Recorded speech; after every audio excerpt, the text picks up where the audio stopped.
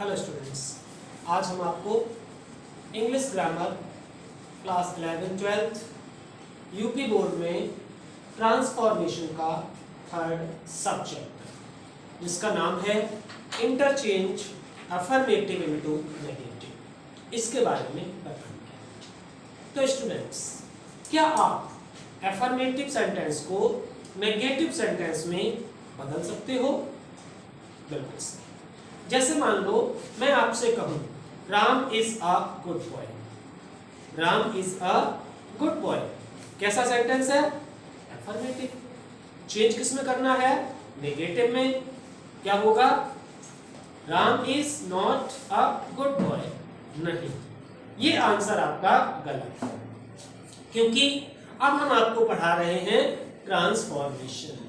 जो छोटी क्लासेस होती है उनमें तो ये रूल सही होता है, बट जैसे जैसे क्लासेस हमारी बढ़ती जाती हैं, स्टैंडर्ड बढ़ता जाता है, वैसे वैसे हमारा ये रूल भी चेंज होता जाता है।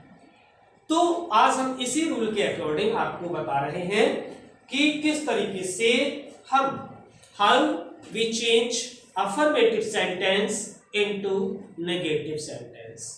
हम अफर्मेटिव सेंटेंस को नेगेटिव सेंटेंस में कैसे बदल सकते हैं, और वो भी बिना उसका अर्थ बदले। तो जैसे फर्स्ट पॉइंट होता है इसका गाइस कि बाय यूजिंग एंटोनिम्स।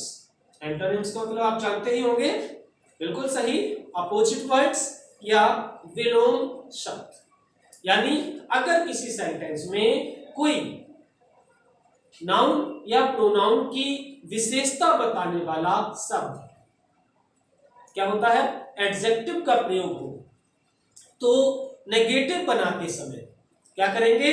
उस एडजेक्टिव का एंटोनिम्स यूज कर देंगे।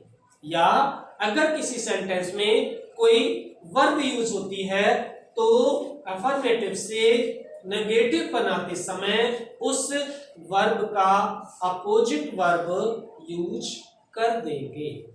जैसे क्या लिखा हुआ है? Radha is a beautiful girl. Radha एक सुंदर लड़की है। अब हमें इसे किसमें चेंज करना है? नेगेटिव में, और वो भी बिना इसका अर्थ बदले। तो जो आपने छोटी क्लासेस में पढ़ा था Radha is not a beautiful girl, वो अब नहीं चलेगा, अब वो गलत हो जाएगा। इसलिए Radha is not an beautiful का क्या यूज कर देना है? Opposite word. बिल्कुल सही, Radha is an ugly girl. जैसे मान लो लिखा हो she was a tall man. She was a tall man, वह एक कैसा व्यक्ति है? लंबा व्यक्ति है। नेगेटिव करना है, क्या आंसर हो जाएगा? She was not a dwarf man.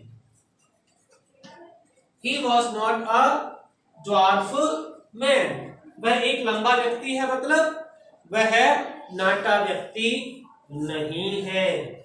तो फर्स्ट पॉइंट क्लियर हुआ गाइस। हमें करना क्या होता है?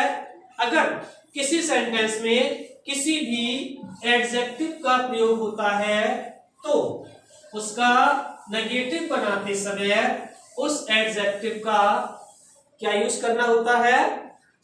अपोजिट वर्ड यूज करना होता है।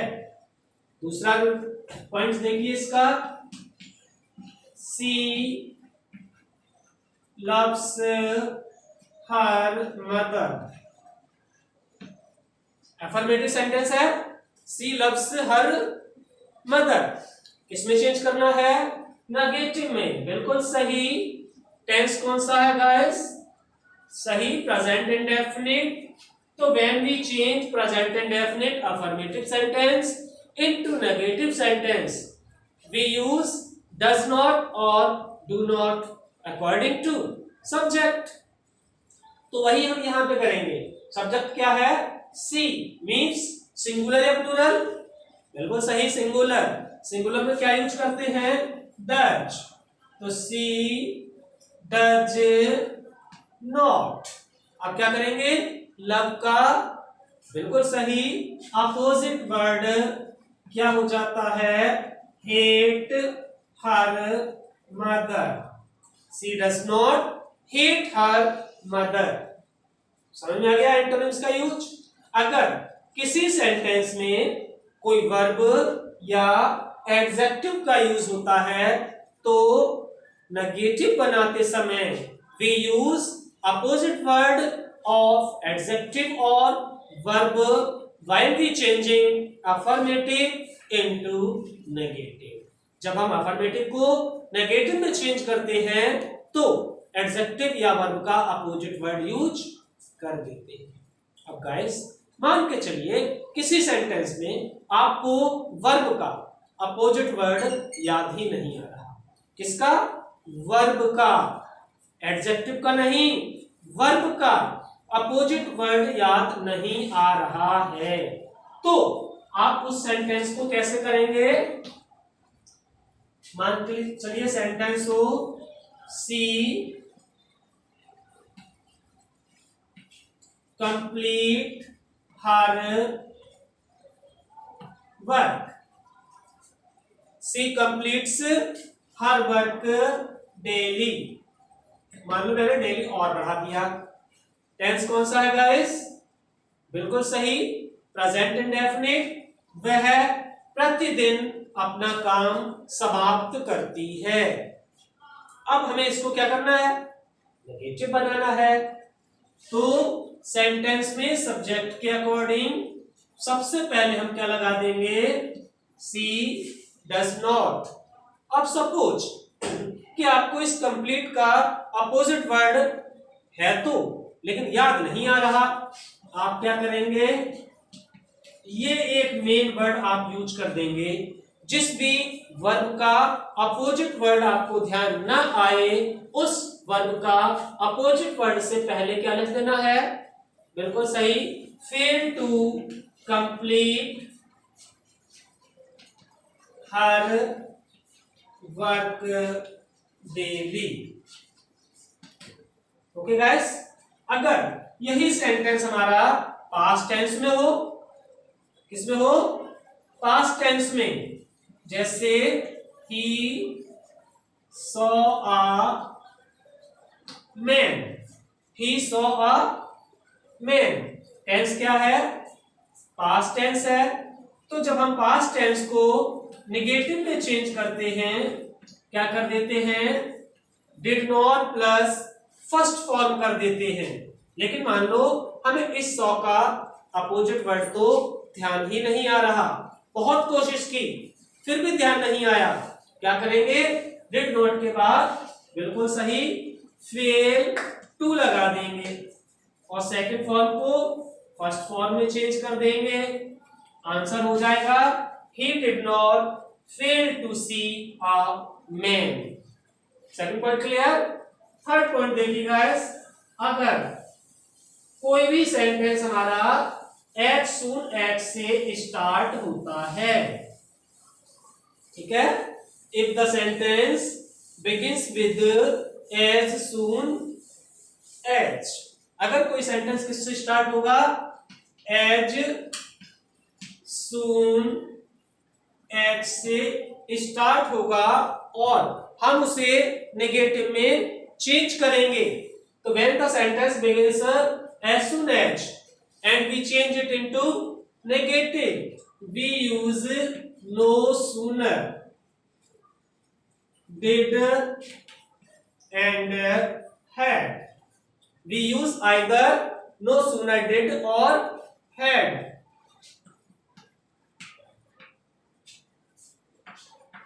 और क्या करेंगे, अगर सेंटेंस में सेकंड फॉर्म आ रही होगी तो डिड का यूज करेंगे, थर्ड फॉर्म आ रही होगी तो हैड का यूज करेंगे।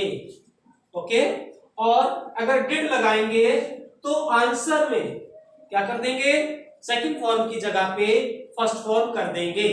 लेकिन हैड आ रही होगी तो थर्ड फॉर्म ही रखेंगे, बीच में कहीं पे कोमा लगा होगा and we use then in place of comma.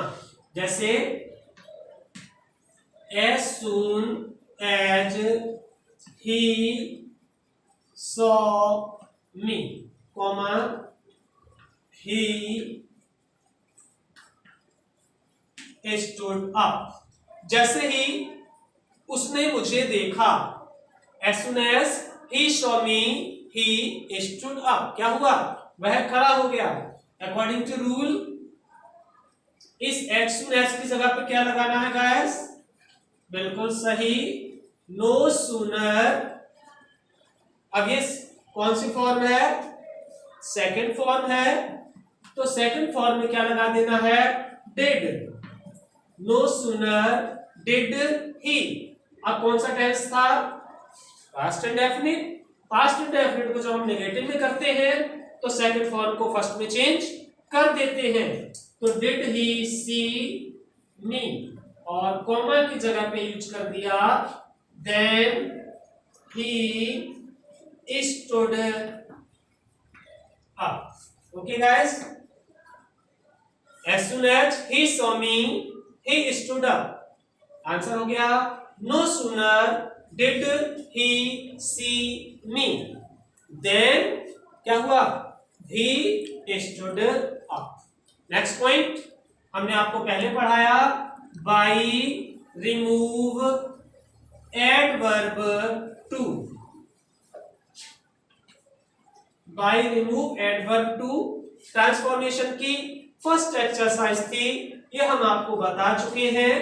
जैसे लिखा हो I am too fat to run, याद है किसी को कैसे किया था, इस सेंटेंस में से टू को हटा के, बिल्कुल सही आंसर था I am so fat that I can not run. तो रिमूव एडवर्ब टू को हटा करके भी क्या करते हैं, हम किसी भी अफर्मेटिव सेंटेंस को नेगेटिव सेंटेंस में चेंज कर सकते हैं। इसी तरीके से इस चैप्टर से जस्ट पहले आपको मैंने बताया बाय यूजिंग डिग्रीज, यानी डिग्रीज को पॉजिटिव, कॉम्परेटिव और सुपरलेटिव डिग्रीज को आपस में चेंज करके भी हम क्या करते हैं, किसी भी अफर्मेटिव सेंटेंस को पॉजिटिव सेंटेंस में चेंज कर देते हैं। और नेक्स्ट पॉइंट है इसका, अगर हमारा कोई भी सेंटेंस, अगर कोई भी सेंटेंस में ओनली या अलोन, ओनली या अलोन लगा होगा, तो at the time of changing into negative we use none, nothing but. क्या करना है हमें, ओनली या अलोन के स्थान पर नन या नथिंग और बट लगा देना है। जैसे Ram only could get first division,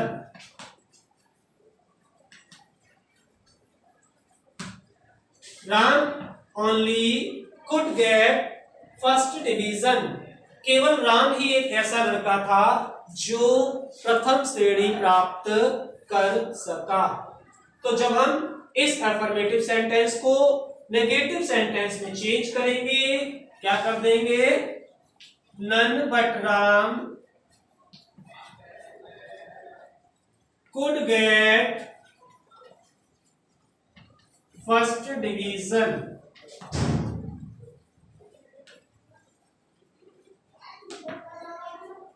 none but Ram could get first division। Next point है गाइस, अगर हमारे सेंटेंस में ऑलवेज